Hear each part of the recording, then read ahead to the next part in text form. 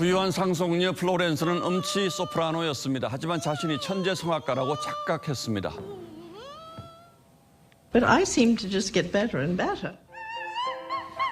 그는 카네기 홀에 섰다가 쏟아지는 악평과 비난을 받고 심장마비로 숨졌습니다. 그렇듯 어설픈 사람이 스스로 과대평가하는 현상을 더닝크루거 효과라고 합니다. 학생들에게 예상 시험 성적을 적어내라고 했더니 성적이 낮을수록 높은 점수를 매겼다고 하죠. 지나친 오만이 부른 자신감 착각입니다. 초상화의 대가 홀바인이 두 프랑스 대사를 그린 걸작입니다. 가운데 놓인 물건들은 두 사람이 신분 높은 지식인이라고 암시합니다. 그런데 그 아래쪽에 이상한 형상을 그려놓았습니다.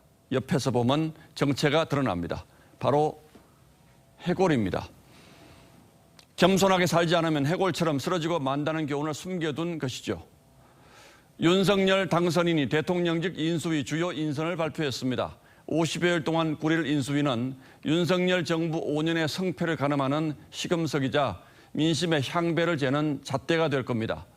정권 인수 자세를 국민이 지켜보며 잘해나갈 싹수가 있는지 없는지 헤아리기 때문이죠. 그렇듯 인수위가 앞으로 가야 할 길의 출발점은 간단 명료합니다. 앞선 정부 인수위들이 남긴 수레바퀴 자국을 반면교사 타산지석으로 삼는 겁니다. 이명박 정부만 해도 인수위 가동 한 달 만에 지지율이 무려 10%포인트나 빠졌습니다. 점령군 같은 위세와 편향 인사의 민심이 등을 돌렸던 겁니다. 인수위원장 이른바 오렌지 발언과 고소영, 강부자 같이 인사 난맥을 꼬집는 신조어들이 그랬습니다. 김대중 정부 인수위가 흑산도 홍어 파티를 열었듯 포항 과메기 300인분을 공수해온 것도 작지만 분열의 한 상징이었습니다. 점령군을 넘어서 혁명군처럼 위세가 하늘을 찔렀던 것이 문재인 정부 초기 인수위 역할을 대신했던 국정자문위였습니다.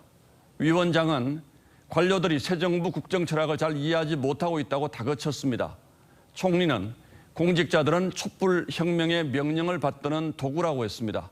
하나같이 선거 압승과 고공 지지율에 취한 오만과 거만의 자해극이나 다름없었습니다. 언론의 문제 제기는 근거 없는 흠집 내기로 무시하기 일쑤였죠. 그렇다면 윤 당선인의 초박빙 승리는 오히려 쓰디쓴 약이 될 수 있습니다. 우리 앞에 보수와 진보의 대한민국도 영원함도 따로 없을 것입니다. 인수위부터 인사가 만사라는 말을 되새기며 겸손한 자세로 통합과 화합, 협치와 탕평을 실천해 나간다면 비로소 국민은 안심하고 신뢰와 희망을 품을 수 있을 겁니다. 이번 주 들어서 다음 정부를 이끌어갈 인사들의 면면이 하나둘 모습을 드러내기 시작했습니다. 그 첫 단추가 잘 끼워지고 있는지 잘못 끼워지고 있는지 섣불리 판단하고 평가할 일은 아직 아닌 듯합니다. 하지만 그들 스스로는 이미 잘 알고 있을 겁니다. 3월 14일 앵커의 시선은 국민이 지켜봅니다. 였습니다.